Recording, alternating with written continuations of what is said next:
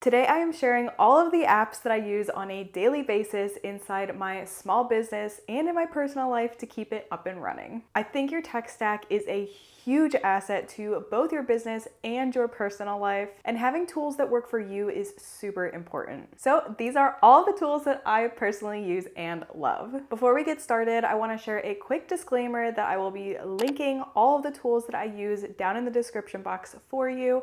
Some of the links are affiliate links, others are not. They are just ones that I use and love.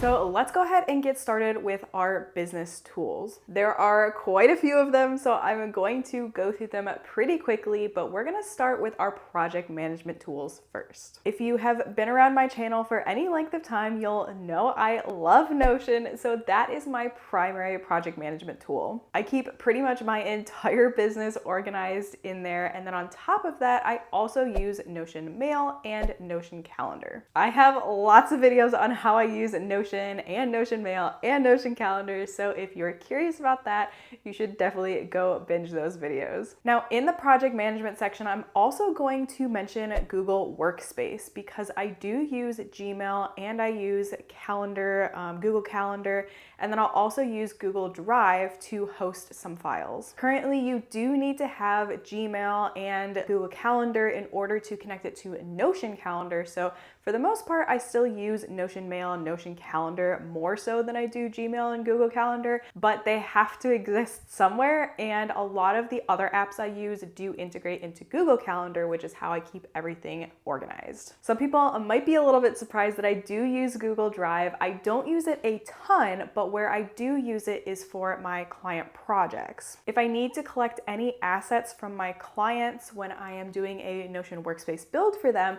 I typically just have them put those assets into a Drive folder because it's easiest for everybody.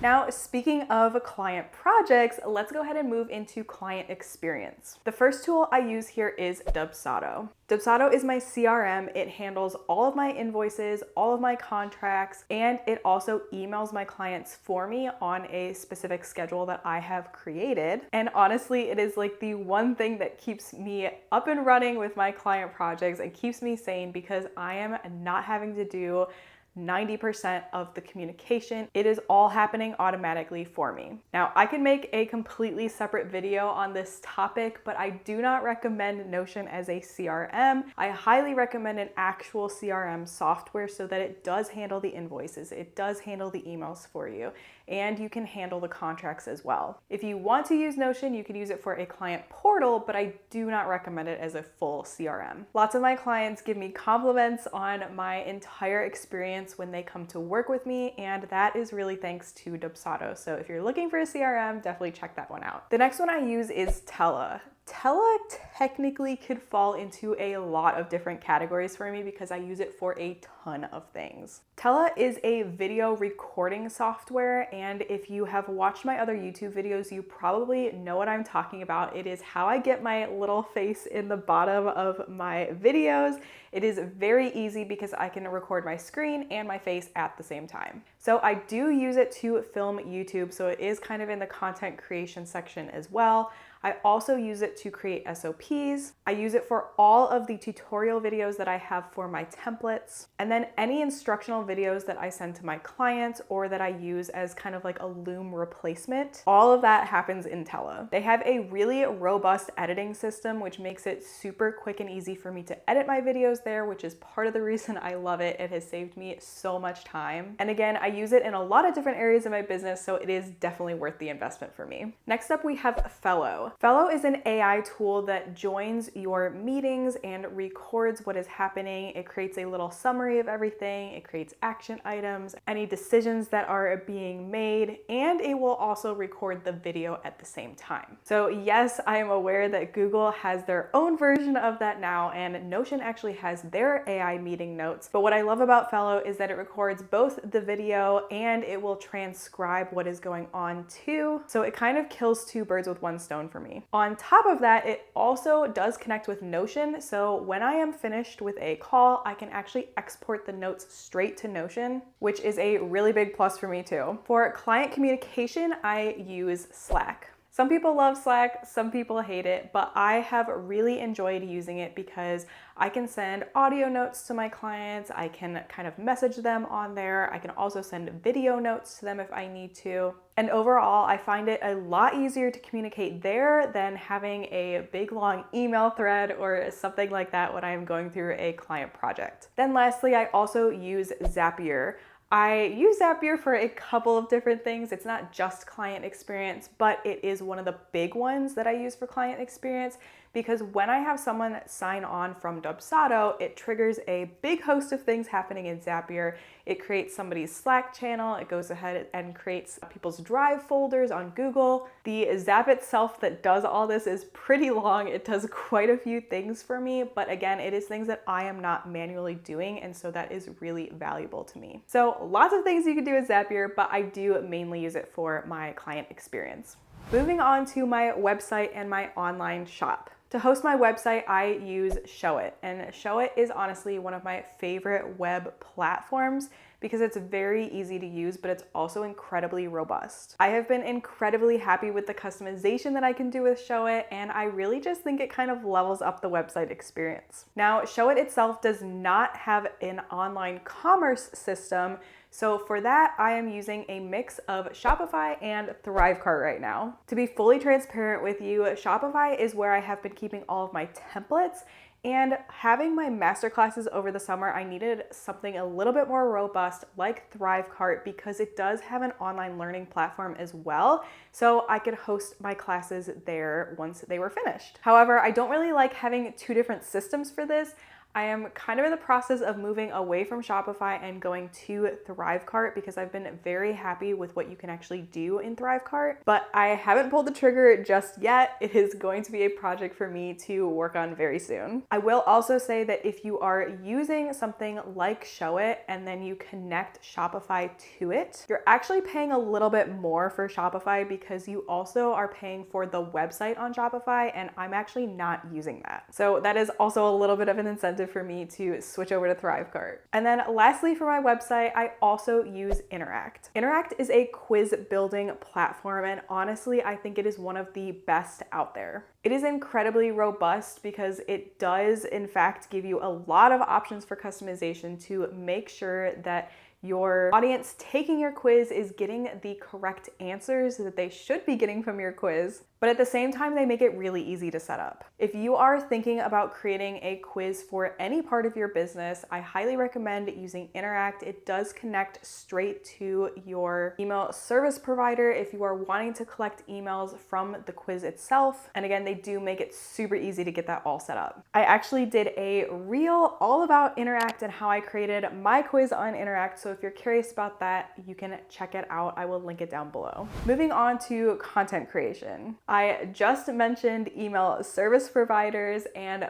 mine is Flowdesk. I love Flowdesk so much. I've had some experience with other email service providers, but I knew when it came to my business, Flowdesk was the one that I wanted to use. It has been so worth it to me. My emails are absolutely beautiful. Their builder is very easy to use. And if you have a large email list, Flowdesk is incredibly affordable. I also just really love them as a company. Their founders are absolutely amazing, and they're always coming out with new things, which I absolutely love when it comes to tech tools. And they actually just launched a connection to ManyChat, which is another tool that I use in my content creation. If you have ever seen the little comment this to get this, essentially, that is what ManyChat is doing. When you leave a comment on my Instagram, if I've left a call out there, it will send you something automatically, which I actually really like. I know some people have been pushing back on that a little bit because it's become really overused. A lot of people are doing it,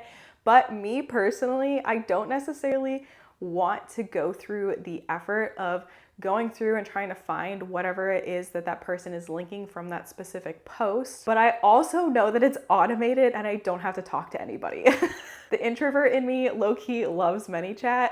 And I also think it does provide a really good client experience as well because you can make it pretty interactive. So if you want to level up your Instagram game, I highly recommend checking that out. Another tool I use is Canva. This is probably not a huge surprise. A lot of people use Canva nowadays. It's one of the top ones to go to for creating graphics and things like that for either your website, your social media.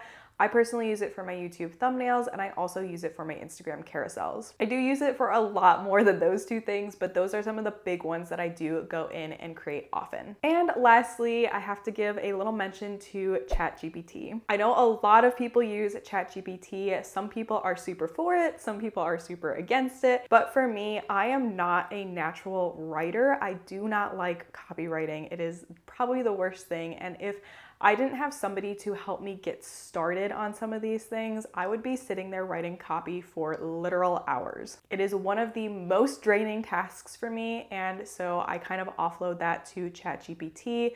I give it a prompt for whatever it is I'm writing, and then of course it spits out something that at least gets me started, and typically from there I could be like, okay, this does or doesn't sound like me, and then I can edit that. However, I think if you notice that there is something that is just taking a really long time for you, it's a very draining activity for you to do, if you can offload that in any way in your business, I think that is 100% worth it. I've also done a lot of work to make sure ChatGPT is kind of branded towards me so that it doesn't sound just like AI wrote it. I also named it Clara, so we're kind of friends now. She's like my other little teammate.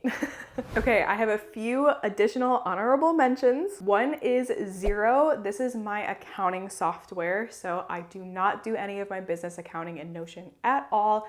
I will take a look at my personal finances in Notion just because I think it's a little bit easier for me. For business things, I have an actual accounting software to make sure everything is looking good. When I got started with Xero, it was a little bit cheaper than QuickBooks, but it still had all the features that I needed. Now I think they're about comparable, but I would highly recommend checking them out if you're looking for something a little bit cheaper than QuickBooks. Another app I use is Tango. I use this for SOPs, and if you have seen my video all about SOPs, you probably know what I'm talking about.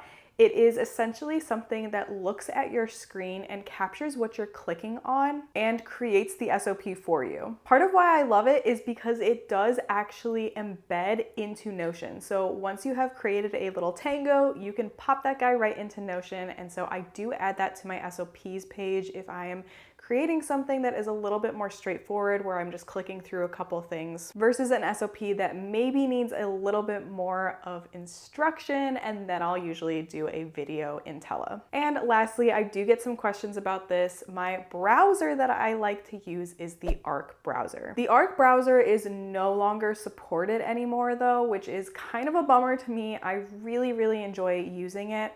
I might be looking for a different browser though going forward. But it's so hard because I really like the organization that Arc has. I've been really happy with it, but I know they're not updating it anymore. It's kind of fallen to the wayside, which is a huge bummer for me. But because of that, I might be looking for a new one. So if you have any browser recommendations, I am open. That is it for my business. I know that was a long list of things that I use. It's kind of crazy how they accumulate. I didn't really realize I had that many. But I want to quickly share about the personal side of things. There are some apps that I use, and I do think it's important to have automations in your personal life as well. So first up is still Notion. You guys know I do my meal planning here, my travel planning. I do a lot of my personal life planning in Notion, and it is the thing that keeps me organized. So again, I have lots of videos on my channel. Be sure to go check those out. For my personal email, I do use Gmail. I am kind of waiting for Notion Mail to be able to add multiple different Gmail accounts so that I can manage them there as well. But right now I can only do my business account in Notion Mail, so I do just use the normal Gmail for my personal life. For automation in our home, we use Amazon Alexa. I know there's lots of different options, but we found that she kind of connects with most other things that you can get on the market, like light bulbs and outlets and different things like that. We like to set up routines with her too, to make sure things are actually happening automatically for us. And if you have Alexa in your house, I do highly recommend turning on the notifications for weather that are going out. So if there is severe weather in your area, you'll get notified. The next thing I use is the iOS Shortcuts app. So I am a Mac user. I do have a laptop and a phone. They connect together. I know some people are PC people, but I have been very happy with my iPhone. I am really not an Android person. I probably never will be, to be honest. I think Apple has really leveled up some things, including the iOS Shortcuts app. I use Shortcuts quite a bit. Some of my shortcuts are for smaller things like starting a 30-minute timer, but I actually do also connect these to Notion. Notion has a few shortcut options, which is super cool. You can actually create pages.